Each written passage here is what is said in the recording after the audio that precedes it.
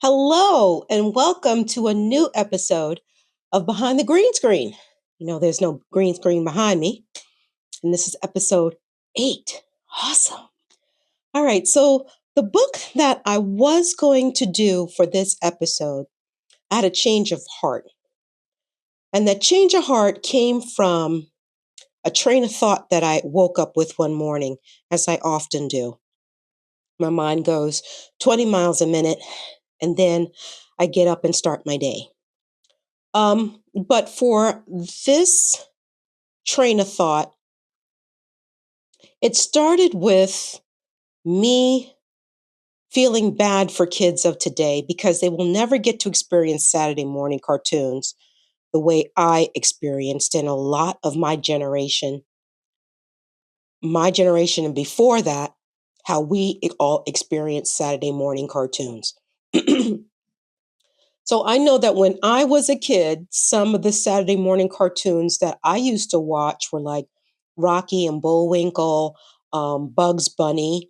Um, I used to watch Tom and Jerry and Woody Woodpecker, and these were in repeat, right? So I just want to let you our generation. I don't think we ever got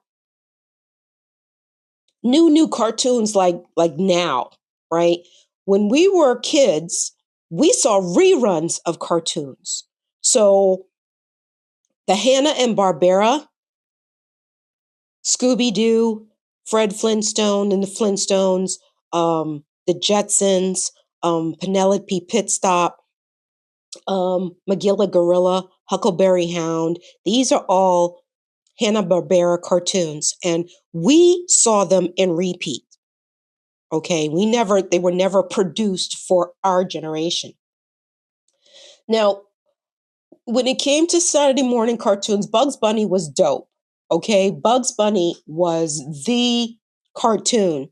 And then of course you had Peanuts, Charlie Brown, you had those specials. Those were geared for us. I can honestly say that because Charlie Brown and the Peanuts gang, when they had those specials like it's Halloween Charlie Brown or it's Thanksgiving Charlie Brown, those were made for my generation. Those came out like 71, 72.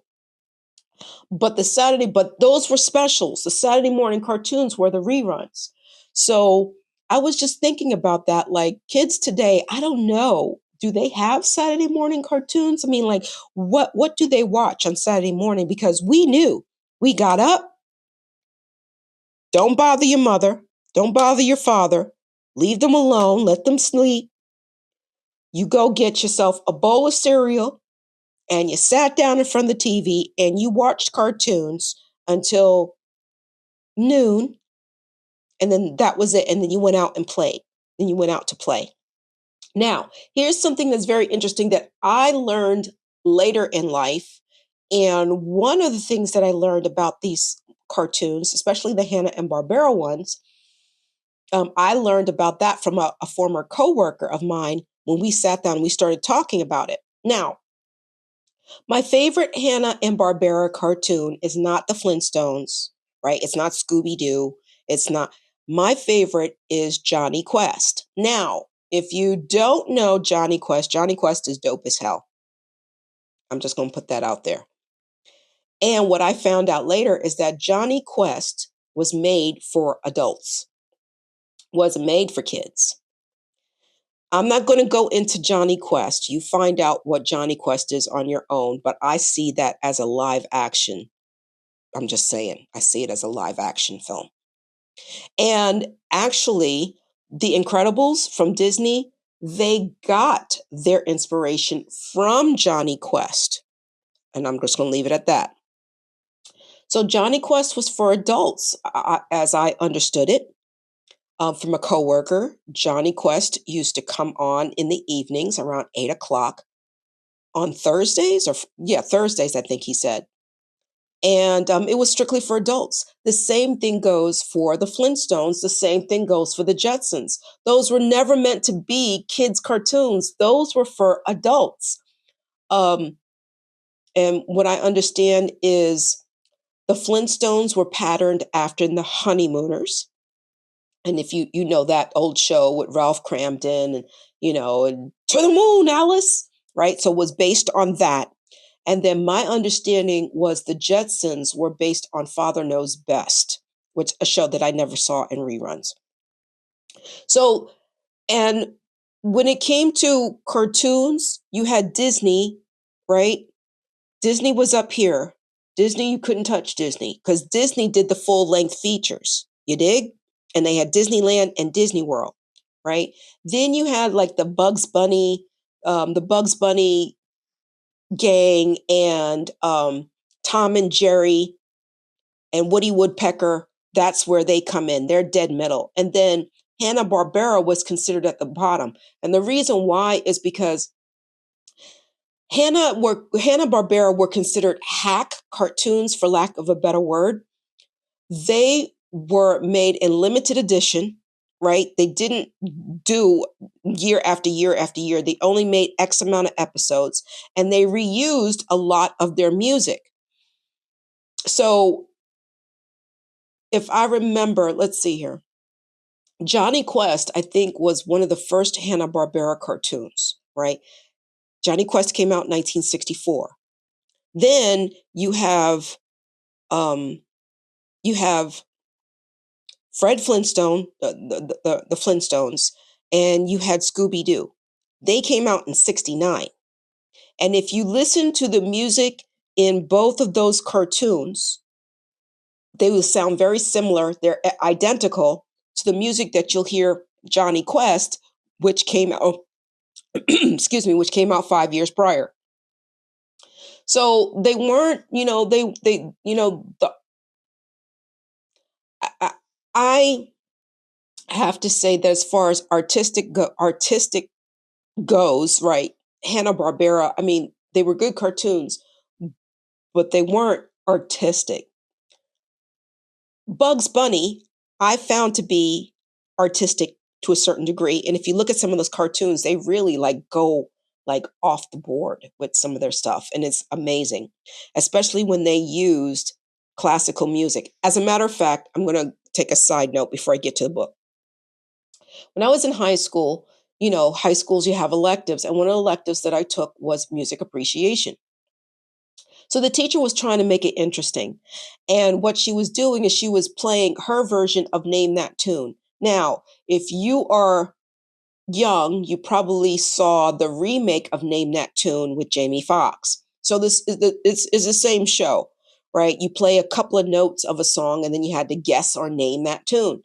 So that's what she was doing, but she was playing classical music. And what she was doing, she was playing it and she says, what does it sound like? If you listen to it and listen to what it sounds like, you can more or less guess what the name of it was. So we're playing the game and I'm getting it one right after the other, right after the other. And everybody was calling me a know-it-all. So, and that's another thing. And I won't, well, let me drop that. But I wasn't a know-it-all. The teacher asked me, how did I know or guessed the names of all these classical songs? And I said, didn't you watch Bugs Bunny? Didn't all of y'all watch Bugs Bunny? Didn't you pay attention? The music that she's playing is in Bugs Bunny, the Barber of Seville. Y'all don't remember that episode? Episode was crazy, right? So I really just that used to get to me because it's like y'all saw the same thing I saw. So why are you calling me a know-it-all? If y'all just paid attention, y'all would have guessed it just like I had. So there's my rant. That's my rant. Okay. So I am a kid at heart. I love cartoons. I still watch them to this day. As a matter of fact, I bought the entire season, that first season of Johnny Quest, because that's how dope I think that cartoon is. And I watch Avatar: The Last Airbender. My kids introduced me to that because I gave them the gift of Saturday morning cartoons through Nickelodeon, right? So that's what they watched on Saturday mornings. They watched Nickelodeon. Maybe they might watch a little Disney, but they were Nickelodeon kids. And I watched along with them. So the Wild Thornberrys, Real Monsters, Rugrats. Um, and they also introduced me to Avatar: The Last Airbender, and I bought the whole entire 3 seasons of that as well. So I always say that, I talked about the Tao of Pooh in my last episode, and one of the things in the Tao of Pooh is that they say you should always try to keep your childlike innocence. You want to hold on to that. You should always try to be a childish heart as much as you can. Okay. So when I was a kid, and they do still have this, but because papers are not bought print anymore, they're basically digital. You don't have the experience of Sunday comics or the funny papers, as we used to call them as kids. And on Sundays, your parents would send you to the corner store, give you some money, and you were to get the Sunday morning or the Sunday edition of the newspaper. For us, it was the Daily News. We're from, in New York, it was the Daily News. It's a Sunday newspaper. And you always had to make sure that all the sections were there before you left the store, because people were really good for going in and snatching stuff. The funny papers, especially, or the kids maybe, would go in and snatch them. And then, unless you looked to make sure and did a double check, you would go home and it wouldn't even wouldn't be the full paper. So, I did read. I noticed this cartoon in the funny papers, and then I went to the library and didn't know that they were sold as collection books after a certain period. So I guess, after they publish a certain amount, they create a collection, a best of, I guess. I don't know. I don't know if it's the best of. So I noticed this cartoon, and then I went to the library and started borrowing these collections just to see what they were all about. And that's how I wound up getting hooked on this. Now, this is Bloom County. Ooh, very good. This is Bloom County. I don't know if you know about this cartoon or this comic strip, but it's very adult. Okay. And I didn't realize how adult it was until I compared it to something else. And I will get to that something else in a minute because that is part of this episode. So here is Penguin Dreams and Stranger Things by Burke Brothers. And I loved this cartoon. As a matter of fact, a good friend of mine from high school, he liked Garfield. That was another comic strip that was really popular, along with Charlie Brown, Apartment B, Kathy, Beetle Bailey, The Land of Id, I think, or The Kingdom of Id. Yeah, all of these cartoons, right? He liked Garfield because Garfield liked lasagna.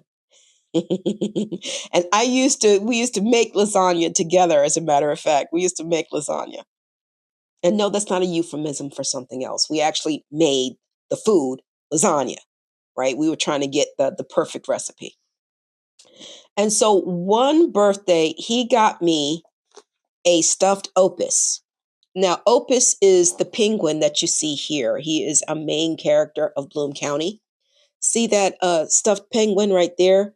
I got one of those stuffed penguins, but it had a shower cap and a cute little towel around its midsection. And I lost it in the basement flood that I talked about, that I had my old house, and I neglected to clear the water main. And the basement got flooded when I tried to run the washing machine, and I lost a number of books. And I think this is the only book that survived that flood. Now, Bloom County has a cast of characters. Okay, one of them they're all strange. They're all strange as hell, right? So with these collections, you get the weekly strips, and then you also get what would have been the full color Sunday strip, right? So here's the cast of characters in it. So see this little penguin right here. His name is Opus. Yes, Opus can talk. Opus can think. Opus dates. He eats normal food, likes fish. But there's Opus. This is Steve Dallas. Steve Dallas is a D-bag. He's a womanizer. He doesn't give a crap at all. All right. And I think he's a Vietnam veteran. Trying to remember, I think. All right. So there's two kids. I don't know who their parents are. No, I do. One of them, we see his father, and the other one, I think we see his mother. Can't remember. This is the only book I have, and it's been a minute since I've read these. So here's one of the kids. His name is Milo. And then there's another kid. Yeah, yeah. So, right, his father is single. So this is Binkley, and his father has a single dad for a father, and he's always bringing home really weird women to date, like not purpose, like he's clueless. Let's put it that way. He's clueless. And Binkley, his son, he has an anxiety closet. And you never want to open the anxiety closet because there's a lot of weird stuff in his anxiety closet. So, yeah, oh, and I forget. Yeah, I got to talk about my man, Oliver Wendell Jones. Oliver Wendell Jones, you know who he's named after. And this little kid is a genius, okay? He hacks into databases and he plays with the stock market. He's just like a genius. And yeah, so that I think, these cast of characters is why I liked this comic strip so much. It was just really off the wall. But the thing is that it's really for adults. It's really for adults. And so I had a friend of mine whose boyfriend was in the hospital. He's getting surgery on his foot.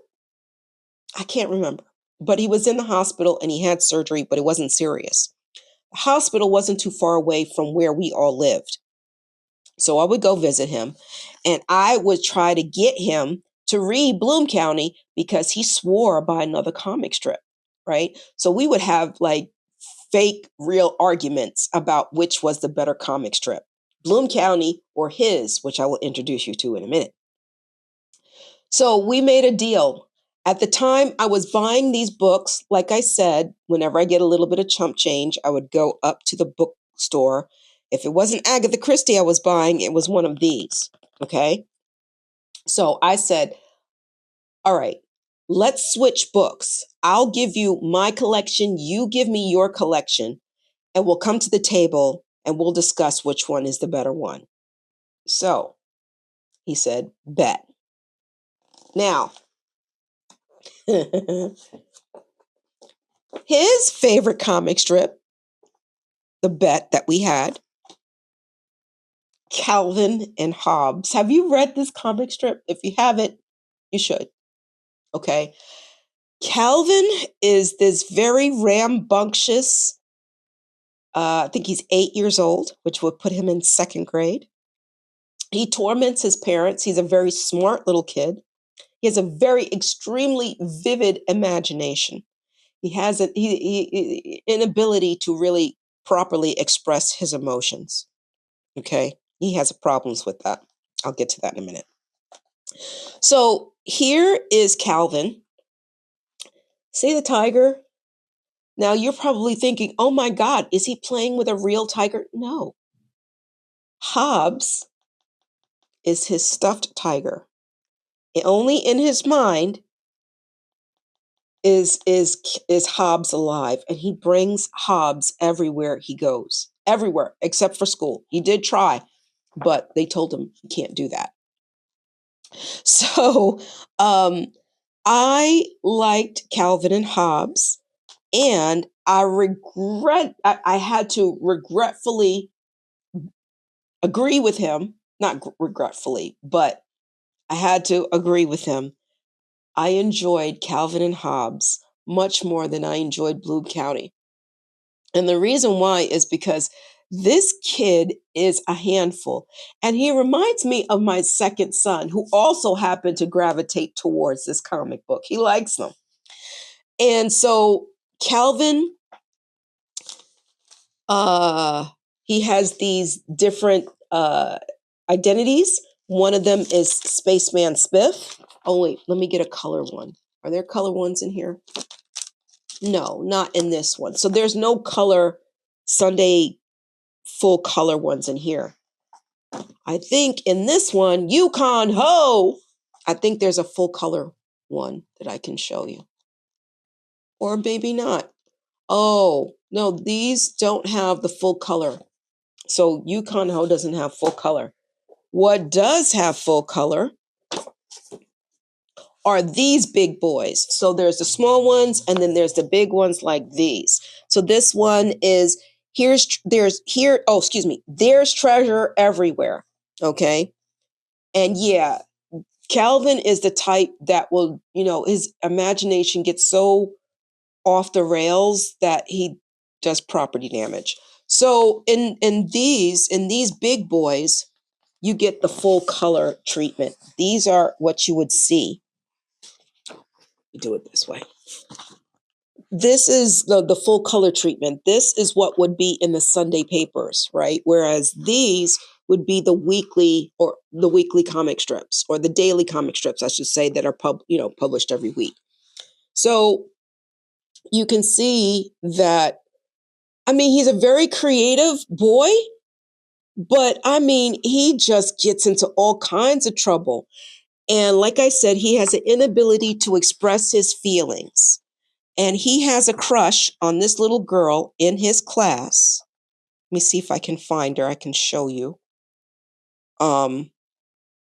He has a crush, and he just refuses to really say, Susie, I like you. Yeah. All right. So if you can see little Susie, she's kind of cute. She's cute. All right.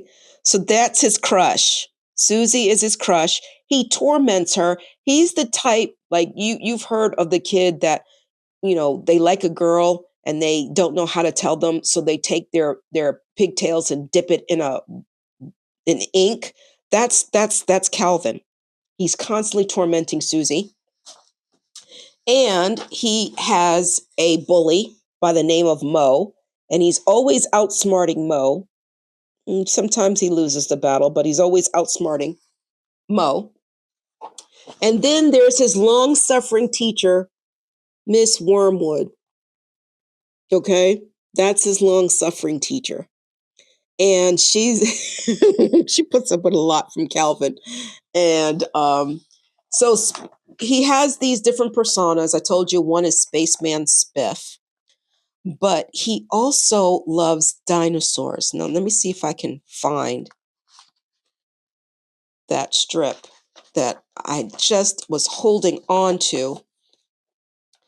And there's another reason why I like Calvin and Hobbes so much, and it's for the artwork. The artwork is absolutely fabulous, especially okay, hold on. So, see, that's what Hobbes looks like when we're not looking at it through Calvin's eyes. All right. So that's the stuffed tiger. Now, the artwork, look at that. Isn't that amazing?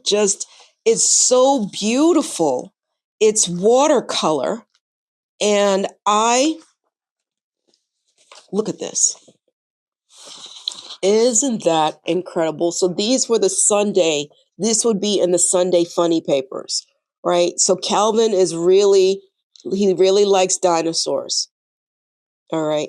And I guess that's why I sort of got on Team Calvin and Hobbes, just because of these beautiful watercolors, Now, Bill Watterson, who is the creator of Calvin and Hobbes, he is a very private person.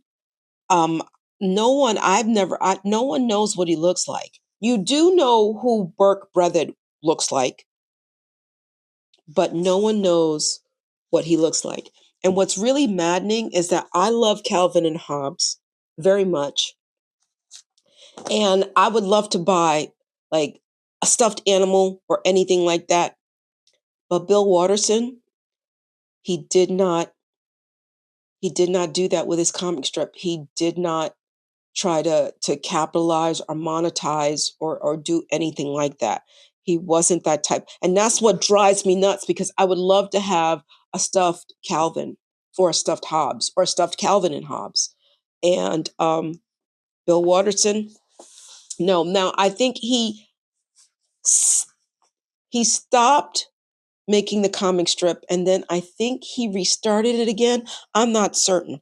And there is a documentary on Bill Watterson because I watched it. And yeah, you'll get a better sense of Bill Watterson and why he's just, you know, just never thought of going that route with his comic strip. So here's another example of the beautiful artwork that Bill Watterson does. I don't know what happened there. All of a sudden, ugh, so maddening. But so this is what I mean by the beautiful artwork, and this is why I flipped from see that all of that. This is why I flipped from Bloom County to Calvin and Hobbes. So yeah, so these books, they're of course they're still in circulation. You can still buy them. You can tell that, you know me, bargain book. Otherwise, this would have been like, I think this is like 14, 15 bucks. Right? So here's Homicidal Psycho Jungle Cat. There's Treasure Everywhere. Yukon Ho! The Revenge of the Babysat. And then for Bloom County, Penguin Dreams and Other Stranger Things by Burke Breathed. So I hope I have brought you back in touch with the kid that's in you, the kid that's in all of us. And go to the bookstore. Don't be embarrassed if you buy this, a collection. Trust me, it will make you giggle. It will bring you immense joy, and it will remind you of what it was like to be a kid and watch cartoons. Do you watch cartoons? I hope you do. I really hope you do. Some of the cartoons that came out when my kids were small, they were absolutely wonderful. And my kids used to watch Cartoon Network, RIP Cartoon Network, right? Yeah. And some of the cartoons that they had on there, like Mrs. Foster's Home for Imaginary Playthings. I forget. But I know I never watched Rick and Morty. I used to watch SpongeBob up until a certain moment and then I stopped. But go watch some Saturday morning cartoons. Okay? If you have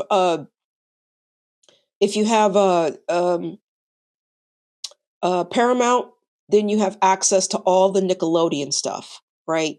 Go watch Disney. Go get Disney Plus and watch some of their Disney stuff. Like go watch a movie.